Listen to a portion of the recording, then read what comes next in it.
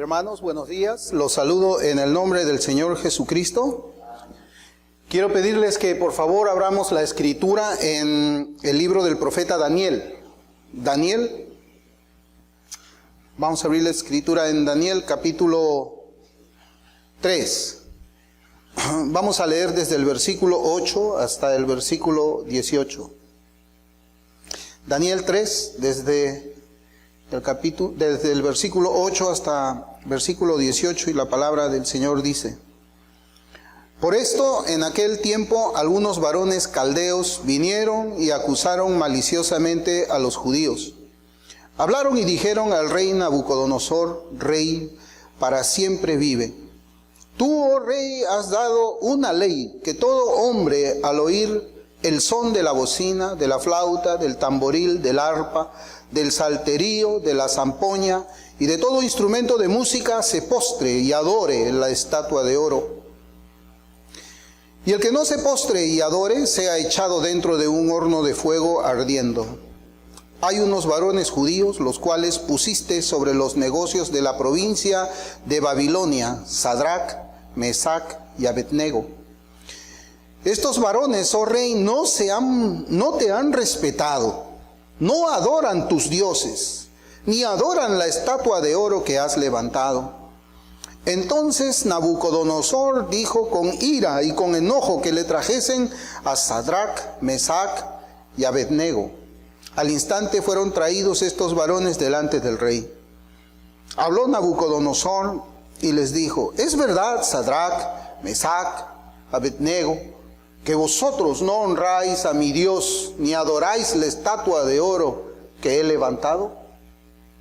Ahora pues, ¿estáis dispuestos para que al oír el son de la bocina, de la flauta, del tamboril, del arpa, del salterio, de la zampoña y de todo instrumento de música, os postréis y adoréis la estatua que he hecho? Porque si no la adoraréis, en la misma hora seréis echados en medio de un horno de fuego ardiendo. ¿Y qué Dios será aquel que os libre de mis manos? Sadrach, Mesach y Abednego respondieron al rey Nabucodonosor, diciendo: No es necesario que te respondamos sobre este asunto. He aquí, nuestro Dios, a quien servimos, puede librarnos del horno de fuego ardiendo, y de tu mano, oh rey, nos librará. Y si no, sepas, oh rey, que no serviremos a tus dioses, ni tampoco adoraremos la estatua que has levantado. Que el Señor bendiga su palabra, hermanos. Después de muchos meses estamos otra vez reunidos aquí en la iglesia. El tiempo de la adoración ha sido un buen tiempo para mi alma, ha sido un tiempo de refrigerio, un tiempo en el que pues me hubiese gustado que todavía continuemos cantando más salmos, más himnos, porque de verdad esto trae edificación y fortaleza para nuestras almas. Desde el mes de marzo nosotros no hemos estado congregando este lugar, nos vemos recién después de muchos meses, y a mí me ha dado mucha alegría verlos. Los motivos por los cuales nosotros habíamos decidido en un primer momento no congregarnos fue precisamente cuando el coronavirus estaba llegando ya al Perú. Ya había llegado a China, de ahí nació, en esa ciudad que se llama Wuhan. Estaba en China, luego vimos que se había extendido a Europa, había golpeado fuertemente países como Italia, como España, había llegado a los Estados Unidos y también había llegado al Perú. Cuando llegó al Perú hubo prácticamente una expansión, hermanos, rápida del virus, y nosotros comenzamos a tomar conocimiento sobre la base de lo que habíamos escuchado en las noticias, que las cosas iban muy mal. Acompañado a todo esto, pudimos saber nosotros de que la Organización Mundial de la Salud había dicho de que aquellos cadáveres que habían fallecido supuestamente por el coronavirus no debían de ser sujetos de autopsia, es decir, nadie debe tocar esos cadáveres. Y mientras esos cadáveres no fueron sujeto de una autopsia, nadie sabía qué cosa era lo que ese virus hacía en el cuerpo humano. hasta que por la providencia del Señor, y yo creo que fue por la providencia de nuestro amado Señor, unos médicos italianos, desobedeciendo la orden dada por el Consejo Mundial de la Salud, este organismo, ellos decidieron hacer una autopsia a los cadáveres que habían fallecido por el coronavirus. Y es allí donde nosotros comenzamos a tomar conocimiento qué cosa es lo que esta enfermedad estaba haciendo. Esta enfermedad hacía que se formen como unos coágulos en la sangre que hacían imposible que el oxígeno pueda entrar en un pulmón humano. Y cuando se le aplicaba oxígeno, desconociendo prácticamente qué era lo que estaba pasando en el cuerpo de las personas, cuando se le aplicaba oxígeno, pues los pacientes, aquellos infectados, morían más rápido porque sus pulmones eran quemados. Hasta el momento en que conocimos nosotros todo esto. Y ellos comenzaron a hacer reportes y nosotros pues comenzamos a enterarnos ya por las noticias, no las noticias locales, sino por las noticias internacionales, noticias que a veces estaban en la red social como el YouTube y inmediatamente eran quitados por los administradores de esos sitios. Pero poco a poco, por la misericordia de Dios, nosotros fuimos entendiendo qué cosa era lo que pasaba con este coronavirus. En marzo nosotros habíamos decidido ya no venir y fue precisamente por el desconocimiento que posiblemente muchos teníamos, yo entre ellos me cuento yo, acerca de qué cosa es lo que este virus hacía al cuerpo humano. Pero conforme íbamos conociendo, también comenzamos a darnos cuenta de que ni siquiera la Organización Mundial de la Salud sabía cómo manejar este virus. Comenzó diciendo esto no es una pandemia, después dijo sí es una pandemia. Luego dijo no usen mascarillas, luego dijo usen mascarillas. Avanzaban, retrocedían, y después nos dimos cuenta, hermanos, de que este virus había caído en manos de políticos y los políticos habían politizado esta pandemia. Aquí en el Perú, ¿quién de nosotros no recuerda cuando se decía de que los lunes, miércoles y viernes deben de salir los varones y las mujeres deben de salir martes, jueves y sábados? Y los domingos nadie sabe. Nadie se explicaba, pero ¿por qué es que, cómo es que esta medida puede ayudar a que no se extienda el coronavirus? Y bueno, después nos enteramos por los asesores del gobierno que ellos lo que tenían como intención al dar esta norma era destruir el patriarcado. Así lo dijo el señor Farid Matuk en las noticias. Querían destruir el patriarcado. El virus no se puede combatir con ideología, se tenía que combatir con ciencia. Y la ciencia era algo que el gobierno no quería utilizar. Pero nosotros comenzamos a ver, hermanos, cómo es que este virus en realidad, cuando comienzan a aparecer las estadísticas, nos comienza a mostrar de que el 80% de los fallecidos por coronavirus eran personas mayores de 80 años. Y además de tener más de 80 años, ellos tenían que tener alguna enfermedad adicional en su cuerpo, como la diabetes, males cardíacos y otras cosas. El 80% de ellos. Muchos también eran debido a la obesidad. Había unos cuadros que era así. Pero nosotros, y yo lo creo, hermanos, de que a partir de que el gobierno dijo aquí en Perú que cada uno debe de cuidarse como pueda, o sálvese quien pueda, es que hemos podido nosotros caminar mejor. Gracias al Señor, a mi familia no nos ha dado el coronavirus. Yo sé que a hermanos y hermanas de nuestra congregación fueron infectados con el coronavirus, pero gracias al Señor ahí estaba la medicina, ahí estaba el tratamiento, y el Señor por su misericordia pues nos hizo pasar por tiempos difíciles, por tiempos de dolor en nuestro corazón, de saber que nuestros hermanos, nuestras hermanas estaban infectados, porque creíamos que este virus a todo aquel que le pegaba lo mataba. Nada más mentiroso.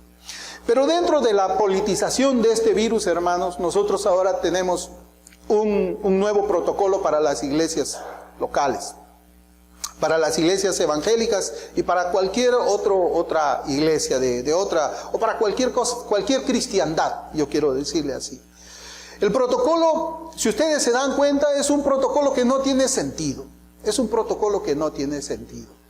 Se nos obliga a nosotros a estar sentados aquí, aún guardando un distanciamiento, que es lo que nosotros estamos haciendo ahora.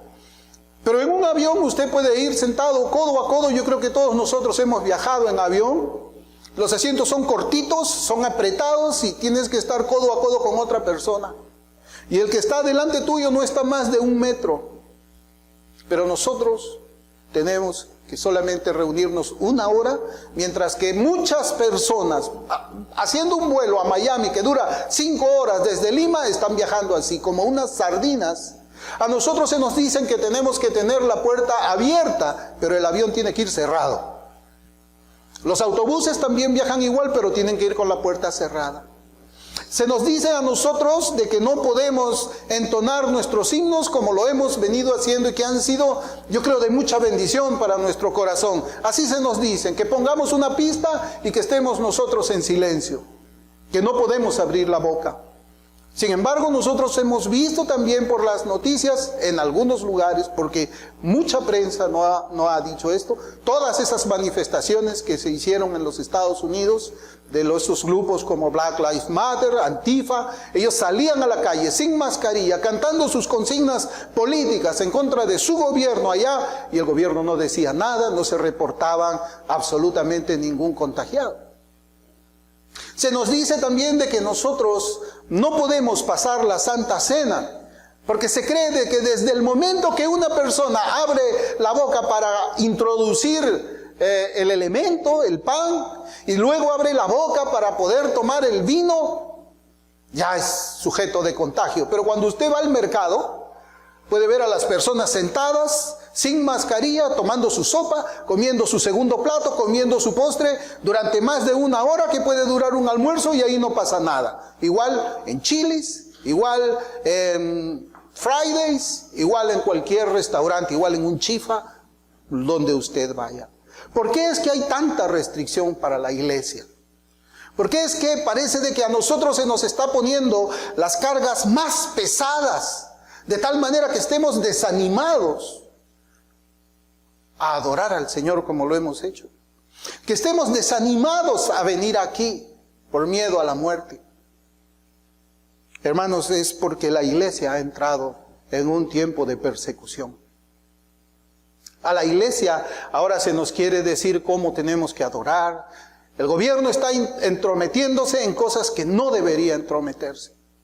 Y este relato que yo les he traído de las Escrituras, precisamente habla de eso. Precisamente habla de cómo es que un gobierno como el de Nabucodonosor quería eliminar la religión judía. Y quería someter a presión a unos jóvenes judíos que no pensaron igual que el resto y dijeron: nosotros no nos vamos a someter a ti. Vamos a adorar solamente a nuestro Dios de la manera como la Escritura nos enseña que debemos de adorar. Este relato, hermanos, es un relato que nos desafía a nosotros, porque nuestra iglesia ha sido desafiada por el gobierno. Porque el gobierno se ha introducido dentro de la iglesia, quiere mandar dentro de la iglesia, pero el gobierno no es el Señor de la iglesia. Cristo es el Señor de la iglesia. Las resoluciones ministeriales, las leyes que ellos saquen, no las vamos a cumplir nosotros. Nosotros vamos a cumplir lo que la Biblia nos dice que debemos de cumplir. Conocemos ya de que este virus no es mortal. Conocemos de que este virus tiene un tratamiento. Conocemos de que el distanciamiento social y muchas cosas más que nos han impuesto, simplemente ellos lo que quieren hacer es doblegar nuestras libertades. Quieren sembrarnos de miedo y de miedo. Ahora nosotros hemos escuchado acerca de esa famosa vacuna de la difteria, en contra de la difteria. Primera vez en mi vida que yo veo que salen los militares con fusiles de guerra y médicos o enfermeras a vacunar casa por casa. ¿Qué ha cambiado? ¿Qué ha cambiado? ¿Qué cosa tiene ese líquido que nos están introduciendo dentro del cuerpo, que tienen que salir los militares con armamento para que te lo pongas? ¿Qué tiene? Y lo que a mí más me sorprende en el vecindario donde yo vivo, hermanos, la gente se peleaba para que le pongan eso en su cuerpo. Se peleaban, habían muchedumbres y todos estaban peleándose. Yo llegué primero, sal, déjame. Se acabó las vacunas por la cantidad de personas que fueron. Nadie sabe qué cosa es lo que te están poniendo adentro. ¿Quién recuerda ver que salga el ejército o las fuerzas armadas con fusil para que te pongan una vacuna? ¿Qué rebrote de difteria hay en el Perú? Un caso. Por un caso vamos a hacer eso, el gobierno. Y qué curioso que todo estaba listo. Qué curioso que el Ministerio de Salud tenía todo preparado, la logística y todo. Hermanos, esto lo tienen preparado desde hace mucho tiempo, antes que aparezca ese caso. Nosotros tenemos que aprender a tener un pensamiento crítico. Tenemos que aprender a tener un pensamiento crítico, tenemos que aprender a pensar conforme la Escritura enseña, y nuestra teología tenemos que aplicarla a la política, a las ciencias, a las artes, a la salud y todo eso. Yo les decía que estos jóvenes, pues, estos 3 jóvenes eran cautivos y estaban viviendo ellos en medio de una sociedad pagana igual o peor que la sociedad en la que nosotros estamos viviendo en nuestros días. Cuando leemos los primeros capítulos del libro del profeta Daniel, vamos a ver de que a ellos les cambiaron sus nombres, a lo cual accedieron. A ellos les ordenaron aprender las letras y los idiomas de los caldeos, porque ellos hablaban hebreo, y ellos accedieron. A ellos les mandaron a comer la comida ofrecida a los ídolos de aquella ciudad, a lo cual ellos no accedieron. A ellos quisieron obligarlos a adorar el ídolo fabricado por el rey Nabucodonosor, y ellos tampoco accedieron. Eso es lo que nosotros vemos que es el contexto de acá. Nosotros podemos ver de que ellos se mantuvieron firmes para nuestro Señor Dios. Y el versículo del capítulo 1, versículo 17 ahí del libro de Daniel dice: a estos 4 muchachos Dios les dio conocimiento, inteligencia en todas las letras y ciencias, y Daniel tuvo entendimiento en toda visión y sueños. Hermanos, aunque ellos estaban lejos de su país, lejos de Judea, estos jóvenes habían sido hallados por el rey 10 veces mejores que los otros judíos que fueron con ellos. 10 veces mejores que los otros caldeos que estaban viviendo allí. ¿Y qué fue lo que pasó? De que Dios bendijo, desde el primer momento que ellos llegaron allí, Dios bendijo su fidelidad y obediencia mientras estaban deportados en aquella ciudad. Nosotros estamos deportados, podemos decir, aquí en la tierra. Esta no es nuestra ciudadanía, esta no es nuestra patria. Estamos deportados. Estamos de tránsito por acá. Y así como estos 3 jóvenes y Daniel se mantuvieron firmes mientras estaban deportados, nosotros en esta deportación también tenemos que mantenernos firmes a lo que la palabra del Señor nos enseña. Debemos mirar primeramente a Dios, debemos temer primeramente al Señor Dios antes que al hombre, antes que al virus. En el capítulo 3 de nuestro texto leemos que el rey se hizo una gran estatua de oro. Esta estatua medía unos 27 metros de alto y tenía de base casi 3 metros. ¿Para qué? Para que todos los habitantes de la ciudad vengan a ella, se postren y adoren. Así dice el capítulo 3, versículo 5. Ellos, fíjense, ellos debían obedecer como todos los habitantes obedecían. Ellos no deberían ser diferentes. Ellos no deberían dar la contra. El rey estaba ordenándolo y su orden estaba por encima de todo. Hermanos, ¿no es eso lo que pasa también ahora?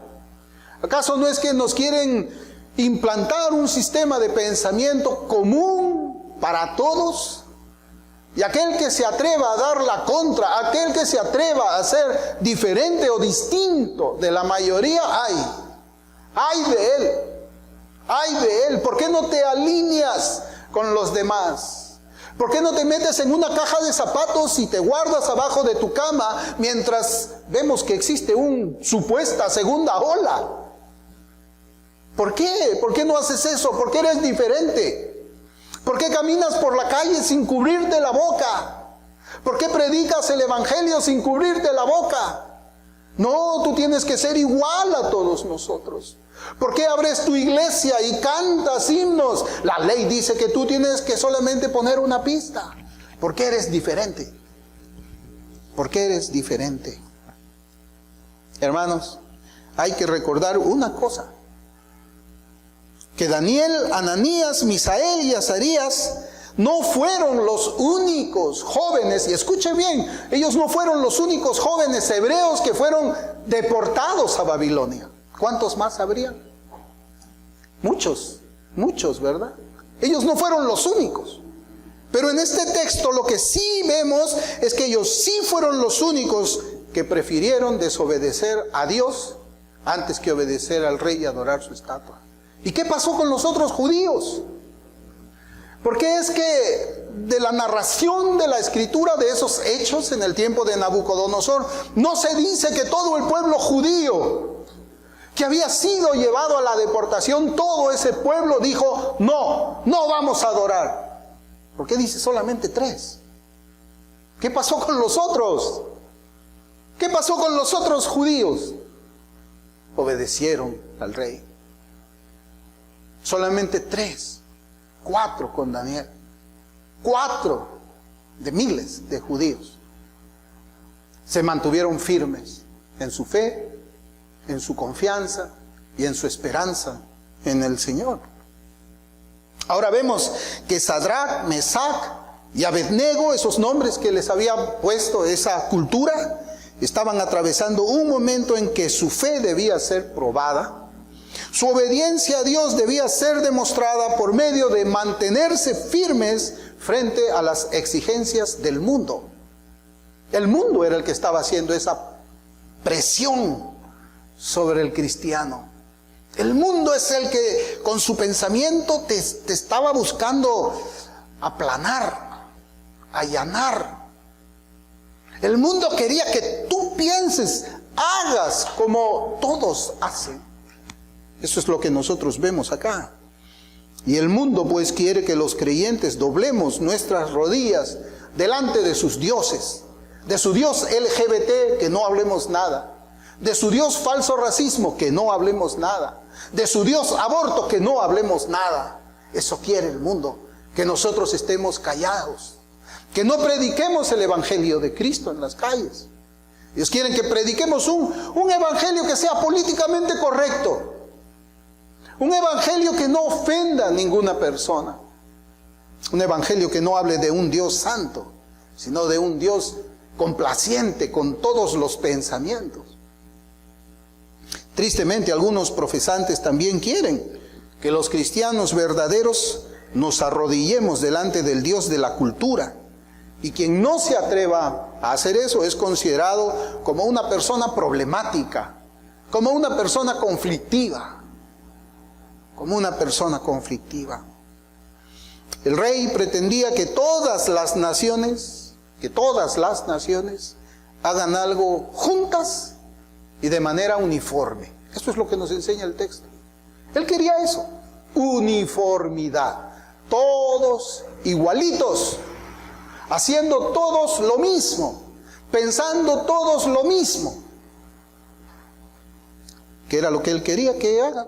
Adorar a la imagen que él había creado, al Dios que ellos habían hecho. Y por lo tanto, podemos decir que esto estaba relacionado entre ¿qué cosa?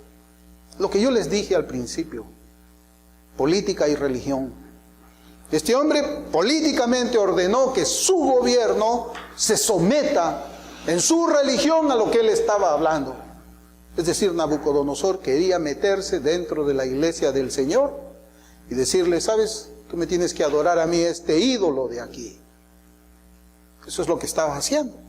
El rey estaba usando ¿qué cosa? Su poder político para destruir la religión de los habitantes bajo su reino.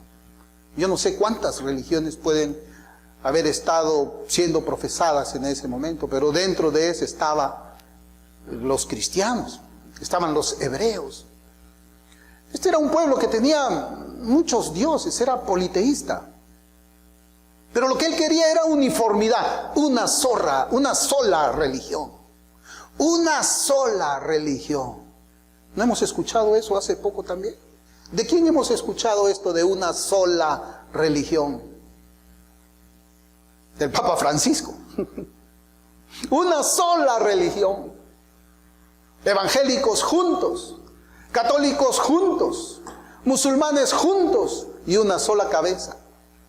¿No es esto lo que estamos viendo también en la Escritura? Bien dice Salomón, no hay absolutamente nada nuevo debajo del sol. No hay nada nuevo debajo del sol. Así que estos tres jóvenes pues no podían evitar esta confrontación con las autoridades de aquel reino. No podía evitarlo. Ahí la Escritura nos enseña, el rey, los sátrapas, los magistrados, los capitanes, los gobernadores de la provincia, etcétera, etcétera. Ahí estaba la crema innata de la política, de los gobernantes, allí, esperando que todos estén uniformes, todos estén iguales, todos estén iguales. Y lo que vemos acá es tres muchachos contra el mundo. Tres muchachos contra el mundo de entonces. Tres. El Señor no necesita mucho, ¿verdad? El Señor cuando comenzó su iglesia, ¿con cuántos la comenzó? Con 12. Y esos 12 ¿qué hicieron? Trastornaron todo el mundo. Lo pusieron de cabeza. Y Cristo fue predicado allá. Y el Evangelio en tiempos de persecución comenzó a correr. Alguien decía que la sangre de los mártires era como el combustible para que la fe corriese entre esas ciudades paganas y más personas se convirtieran. Eso yo lo creo. Estos tres jóvenes pues no podían evitar esa confrontación. Ellos definitivamente vemos por los textos que ellos no pensaban arrodillarse delante de aquella imagen. ¿Por qué? Porque estaba directamente prohibido. ¿Por quién? ¿Por un rey de la tierra? ¿Quién había hecho esa prohibición? Dios, el Dios de los cielos. Él había prohibido eso. Además, ellos sabían de que precisamente por causa de la idolatría, ¿qué había pasado? Por causa de ese pecado de idolatría, es que ellos habían sido desterrados, habían sido llevados cautivos. Entonces ellos decían, pero si por causa de la idolatría hemos sido traídos aquí a la cautividad, ¿cómo pues vamos a seguir idolatrando estando aquí en esta ciudad? ¿Vamos a continuar en desobediencia? Absolutamente no. No lo vamos a hacer. No lo vamos a hacer. Y acá vemos pues que estos tres muchachos estaban enfrentando una situación, hermanos, sumamente difícil. Sumamente difícil. Ellos tenían dos opciones. Y es así como siempre a veces nos encontramos nosotros, le llamamos encrucijadas. Estamos caminando por el camino y luego vemos que el camino se divide en dos caminos más. Una bifurcación, ¿no? Una encrucijada. ¿Qué camino voy a seguir? ¿Qué opción voy a tomar? Y ellos dos estaban frente a dos opciones. Uno, seguir la corriente del mundo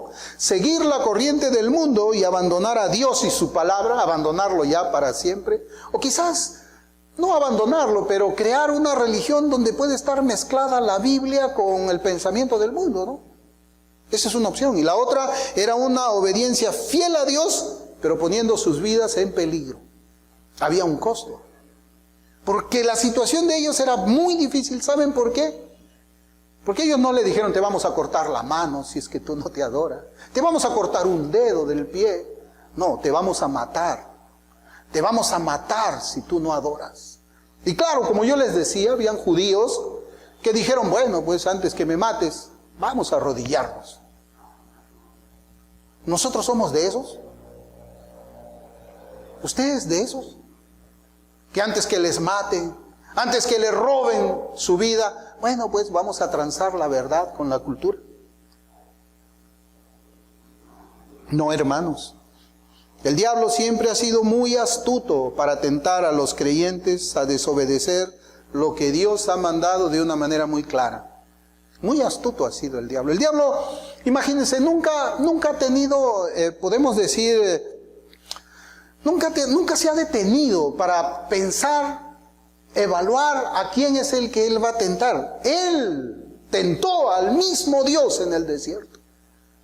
Al mismo Dios. Él no va a reparar en hacernos entrar en tentación. a nosotros tampoco.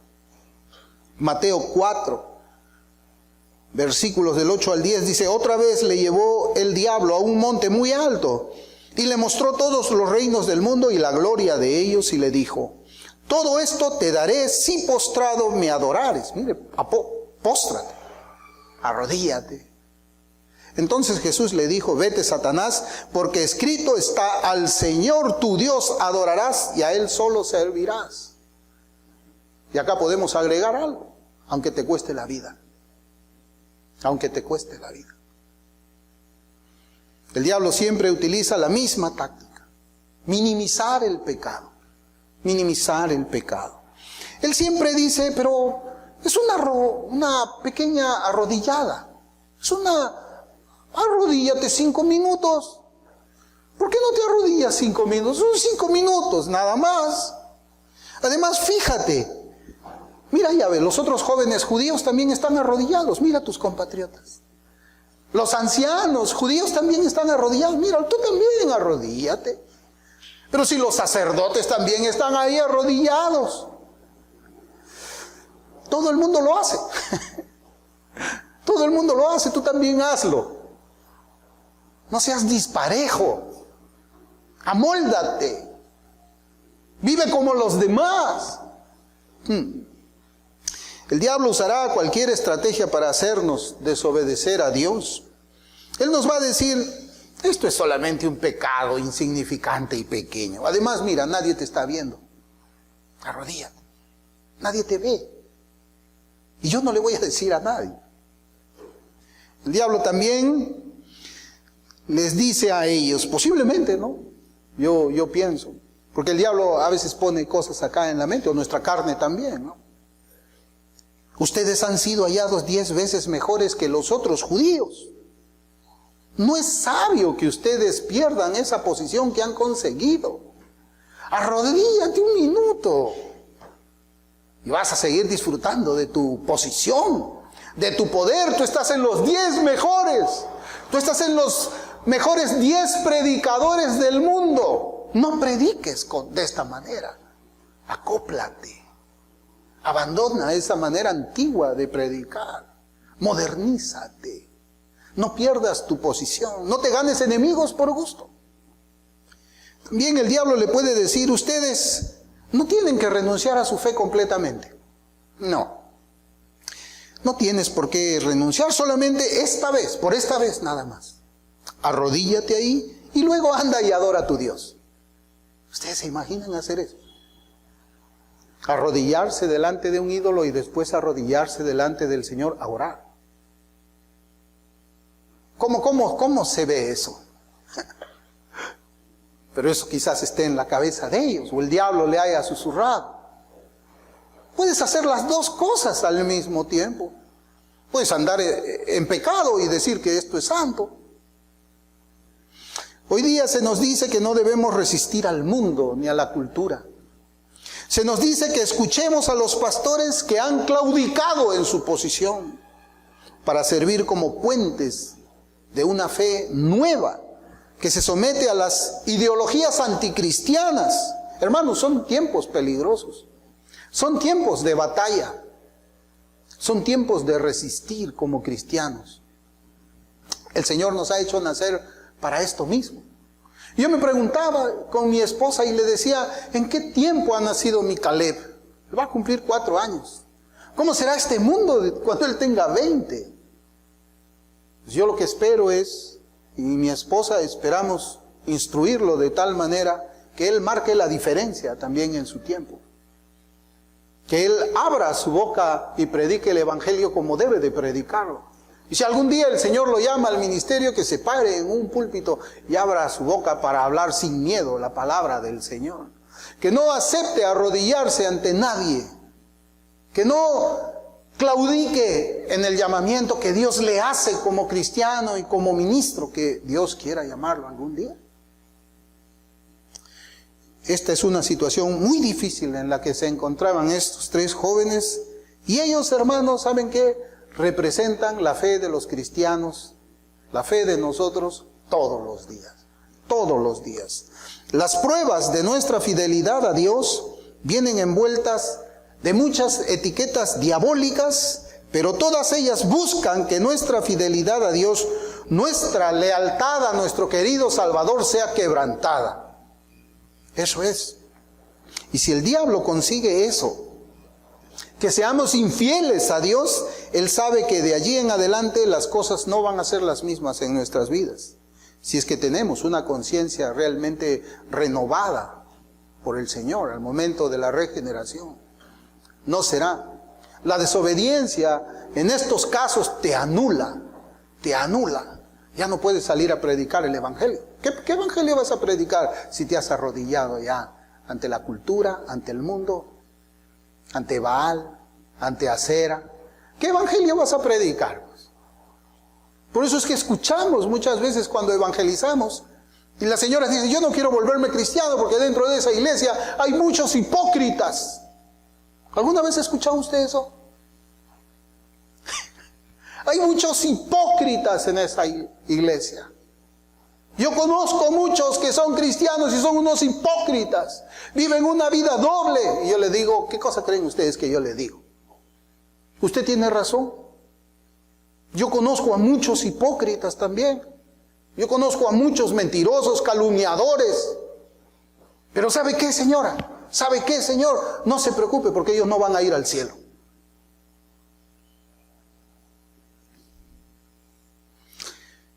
Estos jóvenes han vivido tiempos muy difíciles para su edad. Jóvenes, vivieron tiempos muy difíciles. Imagínese usted, piense usted lo que el relato también nos dice. Ellos tuvieron que ver la destrucción de su ciudad. Ellos tuvieron que ver la muerte de sus compatriotas. Ellos fueron testigos de cómo los caldeos mataban ancianos, mataban mujeres, mataban a otros jóvenes como él, mataban a mujeres embarazadas, mataban a los niños, mataban a los bebés de pecho. Eso les tocó vivir a ellos. Eso les tocó vivir a ellos. A ellos les tocó vivir pues un ataque brutal, muy fuerte, contra su propio pueblo por causa de su pecado. Eso es lo que ellos vivieron. Y ahora están en una posición en la que tienen que escoger ser echados a un horno de fuego, a morir o adorar a la estatua. Muchas veces la providencia de Dios permite que pasemos por situaciones como la de estos tres jóvenes. Moisés estuvo atrapado, por ejemplo, mortalmente delante del Mar Rojo y atrás tenía el ejército sanguinario de Faraón a punto de alcanzarlos para matarlos. Qué situación tan terrible, ¿verdad? Pero a veces Dios nos pone allí. Dios no nos va a desamparar. Él va a abrir el mar para que nosotros pasemos. Él va a abrir el mar. Estos tres jóvenes, vemos aquí que no se contaminaron pues con la comida del rey. Ellos estuvieron adorando fielmente a Dios. Y entonces, ¿por qué Dios permitía que ahora pasen eso? A veces también preguntamos eso. Pero si yo soy obediente, ¿por qué tengo que estar en esta situación? Si yo oro todos los días, yo leo la Escritura, yo hago bien a mi prójimo. ¿Por qué es que tengo que estar en una situación tan difícil? ¿Por qué Dios hace esto? ¿O por qué Dios permite que yo esté en una situación como la de estos tres jóvenes? Seguramente nos hemos hecho la misma pregunta frente a situaciones difíciles en nuestras vidas cristianas. Y hay algo, hermanos, que tenemos que entender. Todos como cristianos tenemos que pasar por el horno de fuego. Todos. Claro, a veces vemos, no sé qué evangelio han escuchado. A mí me preguntaron eso, ¿qué evangelio escuchaste tú? Un par de veces a mí me preguntaron eso. ¿Qué evangelio escuchaste tú? Claro, porque hay un evangelio que te dice a ti, tienes problemas de salud, ven a Cristo. Tienes problemas con tu familia, ven a Cristo. Tienes problemas financieros, ven a Cristo. Como si Cristo fuese el banco, el consultor matrimonial, como si Cristo fuese, no sé, un oncólogo. En cambio, cuando te dicen a ti, tu pecado te condena, ven a Cristo. Ese es el evangelio. Ese es el evangelio. Y todos los que por ese evangelio hemos venido a conocer a nuestro Señor, todos vamos a pasar por el horno de fuego. Por ejemplo, cuando nos proponen trabajos o negocios que deshonran a Dios, cuando estamos atravesando una situación material difícil, ¿qué hacemos ahí? Y les voy a contar algo de mi testimonio personal cuando estuve yo en los Estados Unidos y no tenía trabajo, ya varias semanas no tenía trabajo. Y de repente se aparece alguien que me escuchó hablando en inglés y en español y me dice, oye, tengo un trabajo que te va a gustar, no requiere mucho esfuerzo, paga muy bien. Y le digo, así, qué interesante, mira, ahorita estoy buscando trabajo, ¿qué es lo que tienes para mí? Que atiendas en el bar. En ese bar van hispanos y van también anglos. Y como tú hablas los dos idiomas, mira, te voy a pagar tanto y en propinas vas a sacarte unos $250 por noche. Wow, ¿verdad? ¿No? ¿Qué tal oportunidad? No tienes trabajo, tu carro ya se está quedando sin gasolina, tienes que pagar el alquiler, ya no tienes plata para comer. Tú dirás, oh, qué bendición. No, no es una bendición. No es una bendición. No se puede aceptar un trabajo así. No se puede aceptar un trabajo donde el nombre del Señor es deshonrado por causa de nuestro testimonio.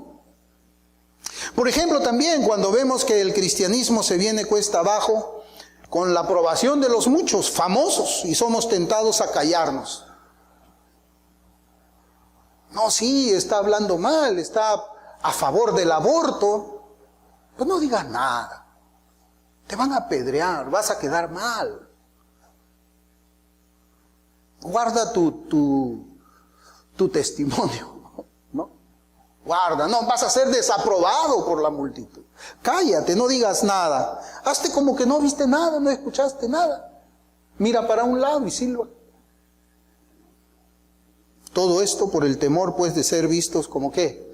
Ya te han metido dentro de la cabeza. Si dices algo, van a decir que eres intolerante, que eres legalista y que eres fariseo. Y eso te va a perjudicar en tu ministerio. Si tú quieres que la iglesia crezca, cállate, silencio. Predica algo bonito. Este relato pues nos enseña a nosotros la manera en que la cultura arremete contra la fe cristiana. Como un rodillo que quiere aplanar la iglesia, barrer la iglesia, pisotear la iglesia, destruir la iglesia. Es algo tremendo, pero es esto. La cultura pagana quiere que los cristianos no nos mantengamos firmes como se mantuvieron aquellos tres. En cuanto a los principios bíblicos que nos hablan, por ejemplo, acerca de la familia. Por eso es que escuchamos que hay iglesias evangélicas protestantes y reformadas que ya están aprobando el matrimonio homosexual. Por eso es que escuchamos de pastores que están a favor de la homosexualidad, el cristiano gay. Hay pastores que están a favor también del aborto. Hay pastores que están hablando contrariamente a la Escritura en cuanto al rol de la mujer como madre y como dentro de la iglesia. Eso también es un horno de fuego para la iglesia de hoy.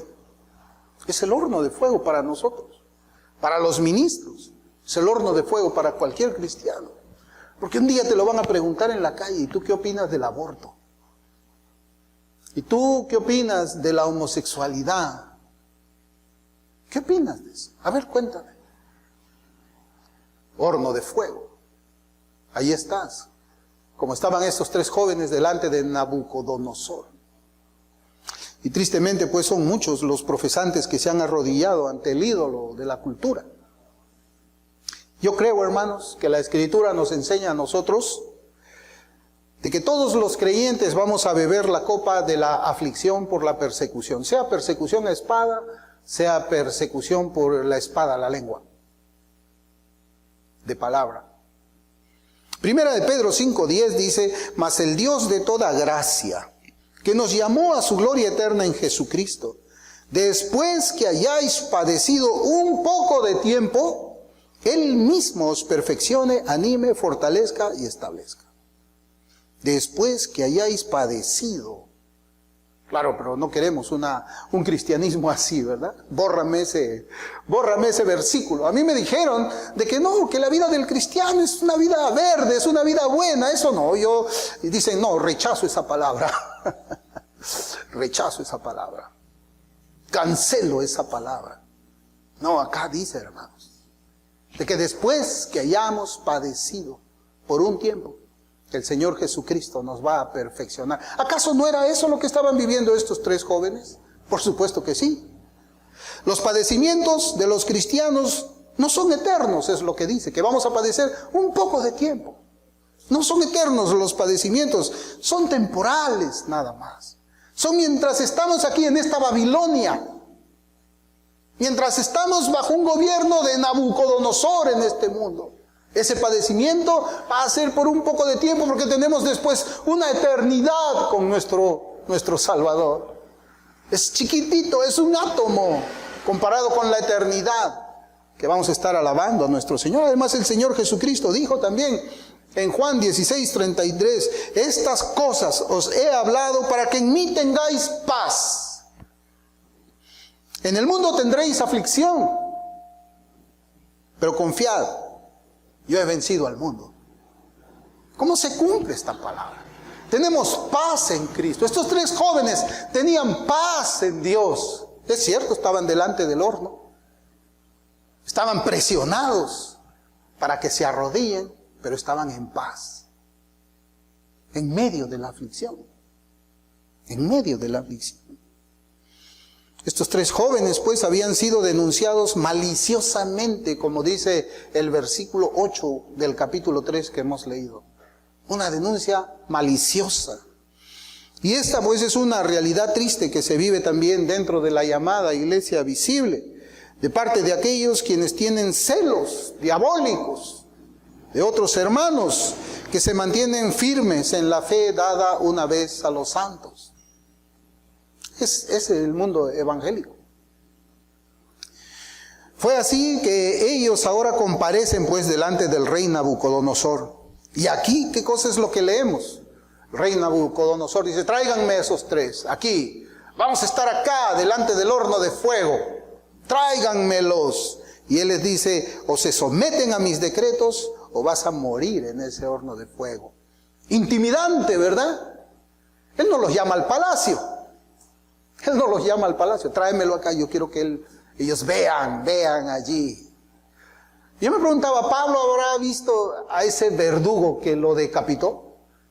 Pablo, mientras se acercaba al lugar donde iba a ser muerto, hermanos, él vio a su verdugo, vio la espada que le iba a cortar la cabeza y valientemente se arrodilló y puso en ese tronco su cabeza en el nombre del Señor Jesucristo y dejó que lo decapiten. Porque él estaba en paz. Él no iba a negar a su Señor, iba a decir de que César era el Señor. Esa es la vida del cristiano verdadero. Daniel capítulo 3 versículos del 13 al 15, mire cómo dice. Entonces Nabucodonosor dijo con ira y con enojo que trajesen a Sadrach, Mesach y Abednego. Al instante fueron traídos estos varones delante del rey. Habló Nabucodonosor y les dijo, es verdad, Sadrach, Mesach y Abednego, que vosotros no honráis a mi Dios ni adoráis la estatua de oro que he levantado. Ahora pues, estáis dispuestos para que al oír el son de la bocina, de la flauta, del tamboril, del arpa, del salterio, de la zampoña y de todo instrumento de música, os postréis y adoréis la estatua que he hecho. Porque si no la adoraréis, en la misma hora seréis echado en medio de un horno de fuego ardiendo. Y miren la pregunta que hace aquí.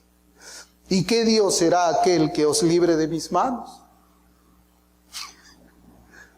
¿Y qué? Hablaba pues como un impío, como un ateo. ¿Y qué Dios será el que os libre de mi mano? ¿Qué Dios? Yo soy el poderoso. Tu vida está en mi mano. Nadie te puede librar de mí. Es lo que decía Nabucodonosor a estos 3. Intimidante, ¿verdad? Como para que tiemble tu fe. Para que tú mires el horno y veas el cielo y el cielo está callado. Tal vez ellos esperaban, no, vamos a ver, así como Elías, descendió fuego del cielo y ahora seguramente va a morir este Nabucodonosor. Pero nada, el cielo no decía nada. Solamente se escuchaba la voz de ese gobernante. Te arrodillas cuando yo te digo, donde yo te digo y delante de quien yo te digo, o mueres, o te vas preso, o serás perseguido, escoge. Yo imagino que estos 3 cristianos habrán levantado sus ojos al cielo, como lo haríamos nosotros. Y hubiesen preguntado en su corazón, Señor, ¿dónde estás? Estoy atravesando un problema, Señor, ¿dónde estás?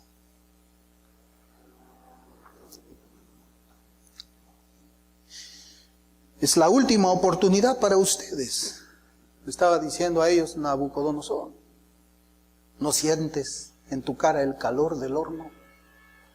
¿Alguna vez ustedes han estado cerca de un horno que funde metal?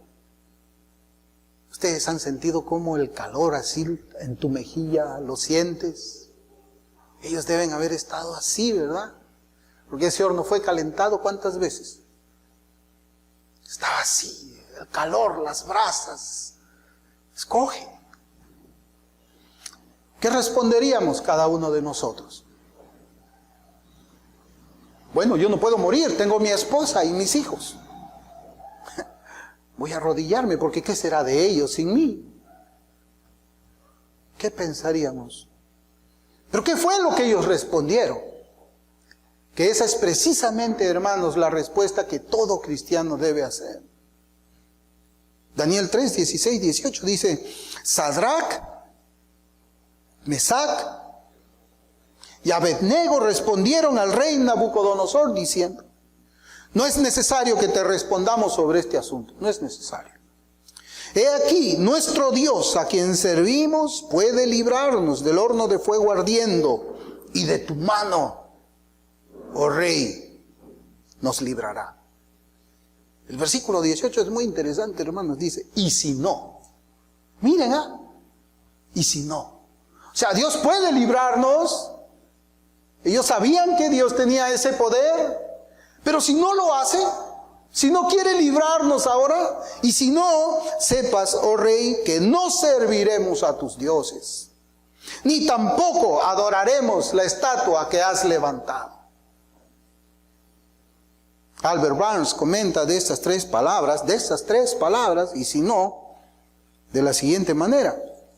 Pero si no, es decir, si no nos librara, si no ocurriera que nos protegiera y nos salvara de este horno calentado, cualquiera que sea el resultado con respecto a nosotros, nuestra determinación está decidida. Ya tomé mi decisión, no voy a hacerlo, aunque Dios deje que yo me queme allí. Y John Gill, un predicador bautista del siglo XVII, él dice, pero si no, también para mí era algo asombroso cómo es que ellos se fijaron en esas tres palabras. Pero si no. Si nuestro Dios no cree conveniente ejercer su poder y librarnos, lo cual estamos bien seguros de que es capaz de hacer, si no es su voluntad, estamos contentos, estamos resignados a ellos. Igual. Sí, Dios puede librarnos. Dios abrió el mar rojo, Dios descendió fuego del cielo con Elías, Dios hizo muchas plagas en Egipto. Dios puede librarnos. Dios dio maná mientras estábamos en el desierto. Dios hacía salir agua de la roca en el desierto. No, sí, Dios puede librarnos. Yo estoy seguro, yo en esa parte, yo no tengo ningún problema con mi fe. Yo sé que mi Dios es todopoderoso. Pero si no quiere hacerlo, ¿sabes qué? Contento voy a ir a morir. Contento. Estoy dispuesto a perseguir, a hacer frente a la persecución. Contento, estoy dispuesto a dar la vida, quien dio su vida para que yo tenga vida verdadera. ¿Cómo vamos a reaccionar frente a las persecuciones que se avecinan a la iglesia del Señor? Porque las persecuciones van a venir. Van a venir. Este documento que yo había traído de las leyes que están imponiendo para la iglesia van a ser peores. Estados Unidos ha votado por un presidente que odia a la iglesia, odia a Cristo, odia todo. Allá van a vivir las cosas malas. Y aquí también vamos a vivir las cosas malas. Vamos a vivir como la iglesia del primer siglo, bajo el tiempo de Nerón. La iglesia está acostumbrada a vivir así. Tenemos que acostumbrarnos a vivir en oposición a esta corriente del mundo, en oposición a la cultura. Quizás hoy día es más necesaria esa voz disonante que dice: así dice el Señor, así dice Jehová. No me importa qué es lo que diga la cultura, así dice el Señor. ¿Cómo pues vamos a reaccionar ahora que va a venir más presión para la iglesia? Bueno, lo primero que debemos reconocer es que Dios es el Dios todopoderoso, pero Él ejecuta ese poder según su sabiduría, no según nuestra sabiduría. Dios no siempre va a librar a sus hijos de las aflicciones y de las pruebas, eso tenemos que entenderlo. Y no es que estemos en pecado. Cuando estamos atravesando persecución, no es que estemos en pecado, al contrario, estamos siendo fieles. Job 13:15, mire cómo dice Job 13:15. He aquí, aunque él me matare, en él esperaré. ¿No es lo mismo que decían estos tres muchachos? Salmo 23:4 dice: aunque ande en valle de sombra de muerte, no temeré mal alguno, porque tú estarás conmigo. Grábese bien eso que dice: aunque ande en valle de sombra de muerte, no temeré mal alguno. ¿Por qué? Porque tú estarás conmigo. ¿Usted lo cree? Tu vara y tu cayado me infundirán aliento. Mateo 10:39, mire las palabras del Señor, dice: el que haya su vida la perderá, y el que pierde su vida por causa de mí la hallará. Esa es la situación en la que se encontraban esos tres muchachos. Estas palabras es las que estaban guardadas en los corazones de esos muchachos. Por eso es que ellos decían: y si no quieres salvarnos, pues estamos contentos. Voy a morir de pie y no arrodillado. Voy a morir como un cristiano y no cediendo al mundo y a la cultura. Apocalipsis 12:11 también dice: y ellos le han vencido por medio de la sangre del Cordero y de la palabra del testimonio de ellos, y menospreciaron sus vidas hasta la muerte. Menosprecia uno su vida material, su vida física. ¿Por qué? Porque tienes vida eterna. Por eso es que el creyente dice: para mí el morir es ganancia. Pero a veces el Señor permite que estemos todavía aquí por alguna razón que está en su corazón. ¿Saben por qué estamos todavía aquí? Porque de alguna manera somos útiles para el Señor. Porque si no fuéramos útiles ya estuviésemos en una caja. Pero aunque no seremos librados en nuestra aflicción, Él estará con nosotros, dice. Mire cómo dice Daniel 3:24 al 26. Léalo ahí conmigo. Ahí lo busca.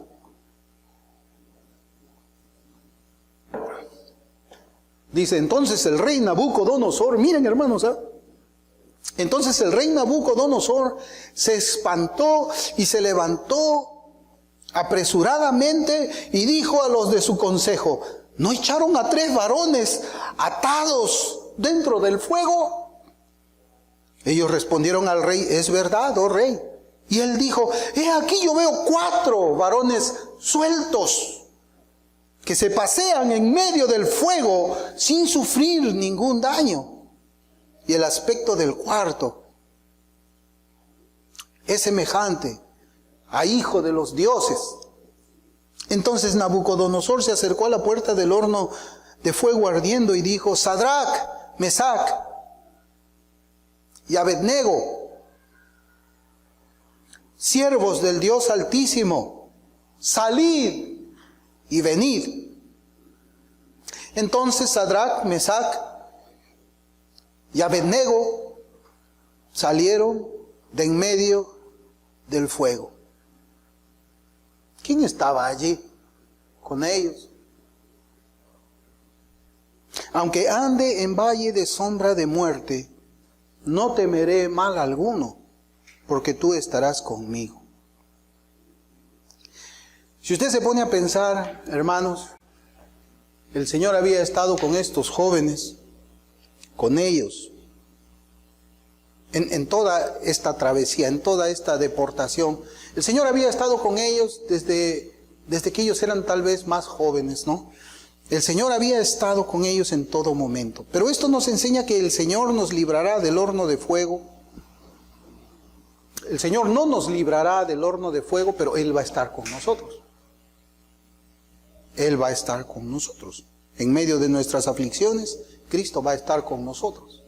En medio de la persecución, Cristo va a estar con nosotros. En medio de las persecuciones por causa de la iglesia, de la verdad, Cristo va a estar con nosotros. Ahora yo les voy a decir algo. Ellos no vieron al Señor cuando estaban siendo llevados, deportados. No lo vieron. No lo vieron. Cuando ellos estuvieron allí y fueron llevados a la corte del rey y les cambiaron de nombre y les preservaron la vida y les hicieron entendedores de la lengua y de todo eso de ellos, cuando ellos estaban prosperando y sus vidas fueron guardadas, ellos no vieron al Señor tampoco, pero el Señor estaba con ellos. ¿Saben cuándo es que ellos vieron al Señor? En medio del horno de fuego. Si ellos no hubiesen entrado al horno de fuego, no lo hubiesen visto a Cristo de esa forma maravillosa, poderosa y hermosa. Nosotros no debemos tener miedo de entrar a ningún horno de fuego, porque quizás entre usted solo al horno de fuego, pero las personas van a ver a dos, lo van a ver a usted y van a ver un ángel que está a su lado, un ángel poderoso. Van a ver a un león, Cristo.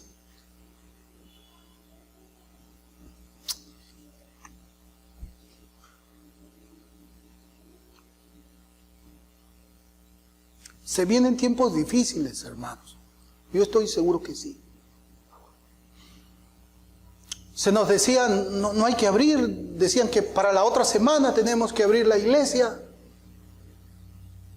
Posiblemente venga la policía, posiblemente nos lleven presos, no lo sé. Pero Cristo está acá. Cristo está acá. Estamos siendo perseguidos, pero Cristo está con nosotros. Y si algún día nos tocará ir a una cárcel, no lo vamos a ver a Él yendo con nosotros en esa patrulla de policía, pero seguramente que Él va a estar con nosotros en nuestro horno de fuego. Solamente tenemos que mantenernos fuertes y firmes en la fe para verlo así de esa manera gloriosa en nuestras vidas. El horno de fe no es malo, hermanos. El horno de fuego, quiero decir, no es malo. El horno de fuego nos va a ayudar a ver bien al Señor.